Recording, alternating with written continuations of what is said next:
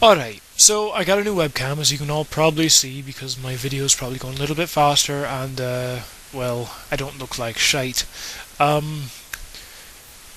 Apparently Steph has decided to do something with this channel before even talking to me about it, and I guess I have to go along with it, because now she's got all these questions worked up, and I guess all I can really say is, damn it, Steph. Anyway, so I'm going to answer the questions, because they are there, and hell, I need something to be interested about. So I've got two questions that I have to answer from Steph. And if I don't answer them, then I have to sing my favourite nursery rhyme while wearing straws right here as fangs, and also while I'm in my kilt. So I'll just answer the questions. I've got one from Naz and one from Ath that Steph picked out for me to answer, and I just dropped the thing that I was chewing on, which incidentally was a BB for an airsoft gun. I don't know why I was chewing on it. I guess I was just kind of bored. Anyway, well, actually, first things first, I actually have Tipsy right over here, so I'm going to grab her and show her to all of you before I lose my train of thought. Tipsy. God damn it. Like I said, she was skittish. She just took off running. Let me see if I can get her on the camera. I might actually be able to do that. Okay, hold on. See her over there? Over by the door? That would be Tipsy, directly beneath the wild boar's head named Oscar. Right, so, now that I've got that settled, first is Naz's question. She says she'd like to know what the most embarrassing thing that ever happened to me was.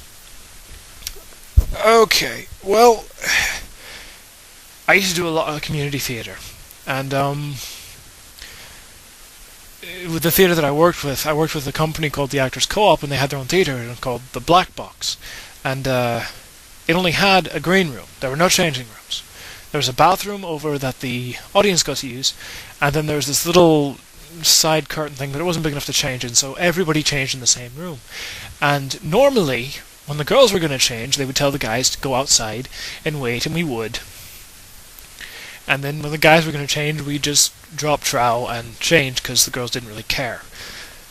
And neither did we. But this happened to me several times. I've been cursed / gifted, I don't know what you'd call it, but every time I would stand in a changing room, the girls would just take their clothes off. Like if they were changing into costume, they wouldn't even care that I was there. They would just take their clothes off. And the first time it ever happened to me, I was 13. And I was the only guy on the cast. We were doing a performance of Secret Garden. So I was the only guy that was my age in the cast. The other guy that was in the cast was an older fella, and he wasn't there yet. And the girls were all changed, and I was just standing there. And all of a sudden, there was 1, 2, 3, 4. I think 4 of the gals in the production, and they were all range of like 15 to 18, somewhere in there. All at once, they all just take their shirts off. I'm just left there standing in the middle, and I was 13. I was terrified. I was absolutely fucking terrified. And because that's not something that happens to a 13-year-old kid, and I turned bright red in the face, and I turned around to a corner, and then they all realized that I was there, and they just didn't care. They just kept right on changing. So I was left standing in the corner for a good 10 minutes. And that was the most embarrassing thing that's ever happened to me. Not very good, but I'm kind of hard to embarrass now. Anyway, moving on to Athandriel's question. She says she wants to know who my childhood hero was that wasn't famous and touched my life the most and shaped it, apart from familiar influences. That would be a man named Rudy.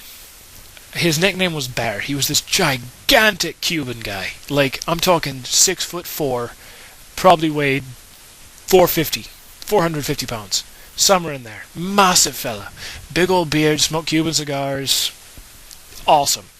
He ran the daycare that I used to go to when I was in elementary school, called Primetime. And it was an offshoot of the YMCA. And he would, every Thursday, do this game called Quest, and it was basically a dumbed-down version of Dungeons and Dragons, without all the advanced rules and all that. And we just rolled 20-sided dice for combat and stuff like that. But he was the most amazing storyteller that I've ever seen, and I was completely inspired by everything that he did. Everything in my life that's gone on as far as the creative side, all the writing, all the storytelling, all the RP, has come out because of that man. And he vanished, actually, when I went to 6th grade. He actually just got up, left. I never saw him again, never heard from him. Nobody has. I can't find anybody that has any clue what the fuck happened to him. Some people say that he went back to Cuba. Some people say that he became an air conditioning repair person. Some people say he became a guerrilla fighter. I don't believe the third one. He's too fat. He was a nice guy, but he was just too fat. But, right, that was my most influential person. And so now that I've answered both those questions, I don't have to sing a nursery rhyme with the kilt and the fangs and the stuff. And I'll pick 2 questions for Cass, and because she did this without asking me, I'm going to be an absolute bastard when picking them. You hear that, Cass? You hear? I'm going to pick the meanest, most fucking satanic questions I can. So folks that are watching this, think up something truly terrible that you want to know about Geesia, because I'm going to make her answer them. Anyway, I don't really have anything else to say, so cheers.